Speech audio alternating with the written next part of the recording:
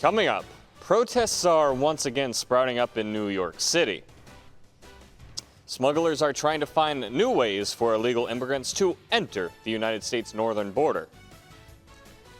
Conservatives wish to change state lines in Oregon. Then, Iran is sending out warnings. Make sure to stay tuned.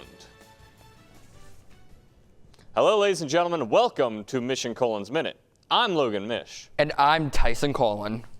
Tuesday night was when violence broke out in New York City. A large group of anti-Israel protesters made their way to an Orthodox Jewish neighborhood. That was the sound that echoed through the once quiet neighborhood in the Borough Park protests in Brooklyn.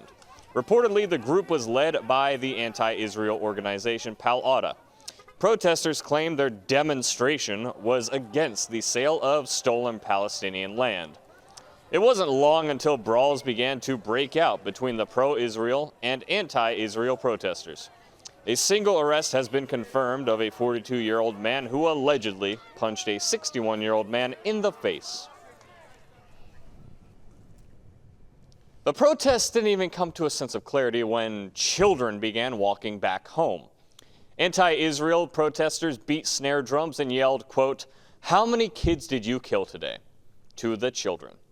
They even flashed their middle fingers and chanted, quote, "Settlers, settlers, go back home. Palestine is ours alone."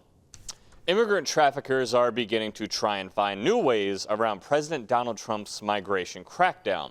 Canadian traffickers are now allegedly using their operations to smuggle illegal immigrants into the United States northern border. They have even decided to do this openly on TikTok, according to Fox News' Michael Ruse. The video you are seeing now is from Manitoba prairies along the border of North Dakota. During this, the temperature dipped into the -20s. The video was recorded by an RCMP plane with advanced thermal sensors. While border crossings in the southern border have began to drop, it seems to the north they have gone on a rise. The recent rise has been primarily from India, with nearly 1.8 million single adults from India being discovered last year. Just 150,000 of the immigrants came into the United States from Canada, according to the government data. TikTok is a new form of advertising for the trafficking coyotes. They have used the app pretty openly. Since Monday, many of these accounts have been closed and are no longer accessible. The problem with the northern border is not much of the border is actually secure. Much of it being forests, it is sparsely watched and takes a while for Border Patrol to move through the territory. The border is over 5,500 miles worth of freezing cold. The temperature typically ranges anywhere from -15 degrees to 60 degrees Fahrenheit. It does occasionally go below -30 degrees, however. The risks are very high for the immigrants as well, due to the weather in the north having the possibility to get very cold, with hypothermia always being a constant factor when crossing the border. The Greater Idaho Movement was started back in 2020, where state officials measured votes in various localities. State Representative for House District 60, Mark Owens, a Republican, has pushed forward HB 3844. The goal of this is to create a task force which has the goal to document impacts of relocating the Idaho border to cover around 13 eastern Oregon counties. This will require a report to be presented to lawmakers in Salem. If this passes, Idaho would gain electoral votes, while Oregon would lose votes. But both states would become more leaning towards right and left, rather than have a divide in people.